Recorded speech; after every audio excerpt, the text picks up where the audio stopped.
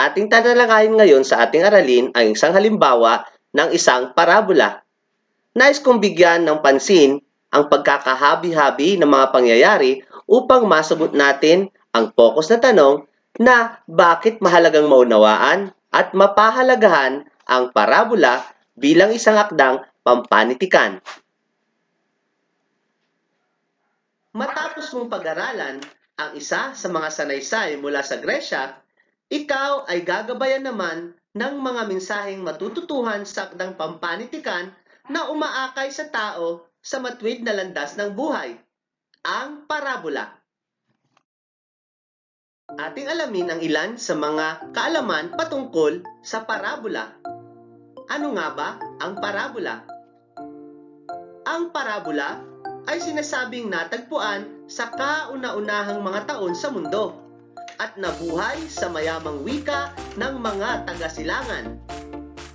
Ang salitang parabola ay buhat sa salitang Griego na parabole na nangangahulugang pagtatabihin ang dalawang bagay upang pagtularin.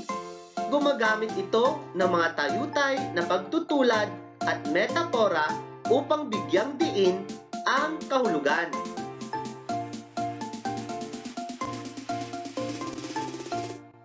Ang parabola ay isang uri din ng maikling kwento na may aral.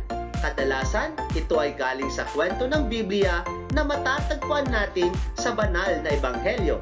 Ito ay ginagamit para makapagturo ng magandang asal at espiritualidad. Ating tatalakayin ngayon ang parabolang naganap sa bansang Syria na pinamagatang ang tusong katiwala. Ang Syria ay isang bansa sa Timog Kanlurang Asya. Nasa hangganan ng Lebanon, Israel, Jordan, Iraq, at Turkey. Sa Ingles, ang pangalan ng Syria ay dating magkasing kahulugan sa Levant, kilala sa Arabic bilang Al-Sham, habang sumasaklaw sa mga modernong estado ang katatagpuan ng ilang mga sinaunang kaharian at imperyo. Tatapos ng ating aralin, inaasahang maisasagawa mo ang mga sumusunod na layunin. Nasusuri ang tiyak na bahagi ng napakinggang parabola na naglalahad ng katotohanan, kabutihan at kagandahang asal. Nasusuri ang nilalaman, elemento at kakanyahan ng binasang akda gamit ang mga ibinigay na mga tanong. Naipapaliwanag ng malinaw ang sariling opinyon sa paksang tinalakay at nakabubuo ng isang suring basa sa ilinmang akdang pampantikang Mediterranean. Halina't atin nang alamin ang kwento ng tusong katiwala mula sa aklat ni Lucas, Kabanata 16, versikulo 1 hanggang 15. Sinabi rin niya sa mga alagad, may isang mayaman na may katiwala. Isinusumbong sa kanya na nilulustay nito ang kanyang mga kayamanan. Tinawag niya ito at tinanong, ano itong narinig ko tungkol sa iyo? Magbigay sulit ka ng ipinagkatiwala sa iyo, sapagkat hindi ka na maaaring maging katiwala pa. Sinabi ng katiwala sa sarili, ano ang gagawin ko ngayong tinanggal na sa akin ang pangangasiwa? Hindi ko kayang magbungkal ng lupa at nahihiya naman akong mamalimos.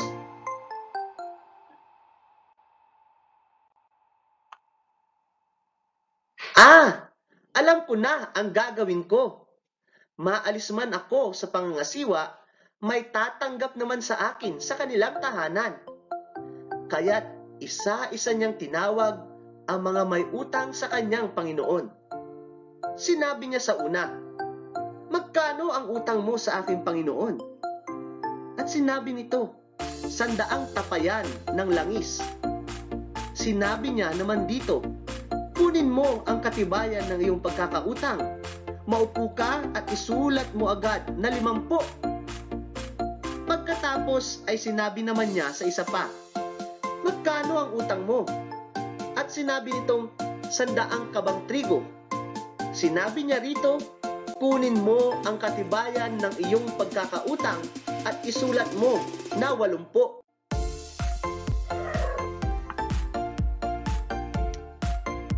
Pinuri ng Panginoon ang madayang katiwala dahil sa katusuhan nito, sapagkat ang mga anak ng sanlibutang ito ay mas tuso sa pamamahala ng kanilang pamumuhay kaysa mga anak ng liwanag.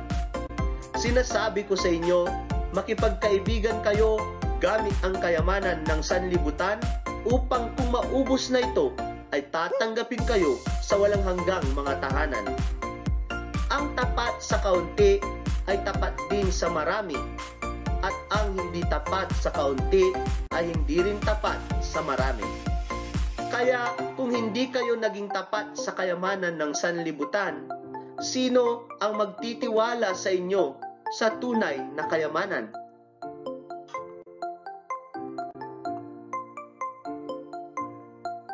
At kung hindi kayo naging tapat sa kayamanan ng iba, sino ang magbibigay sa inyo ng sarili ninyong kayamanan? Walang aliping makapaglilingkod sa dalawang Panginoon, sapagkat kapuputan niya ang isa, ngunit iibigin ang isa pa.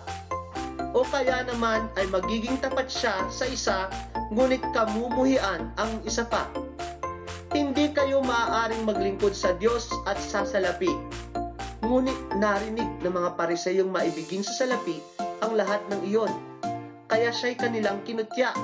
Kaya sinabi niya sa kanila, "Nagkukunwari kayong matuwid sa harapan ng tao, ngunit alam ng Diyos ang inyong puso, sapagkat ang pinahahalagahan ng tao ay kasuklam-suklam sa Diyos."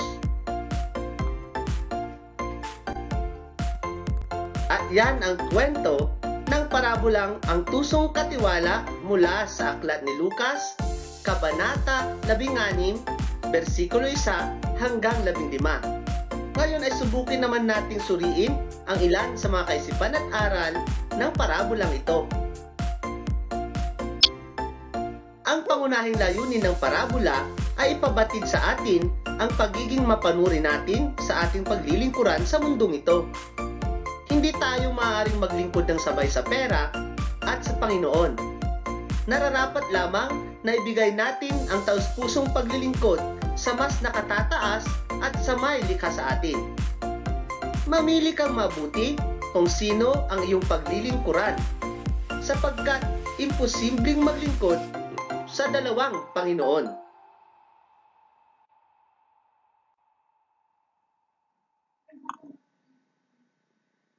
Ipinapakita rin ng parabola ang nararapat na pagpapahalaga sa tiwalang ibinibigay sa atin ng kahit sino man. Sapagkat sa sandaling ang pagtitiwalang ito ay masira o mawala, ay hindi na natin madali pang may babalik pa ito sa dati. Maaari nating mayambing ito sa isang babasaging kristal na sa panahong ito'y mabasag ay hindi mo na ito may babalik pa sa dati nitong anyo.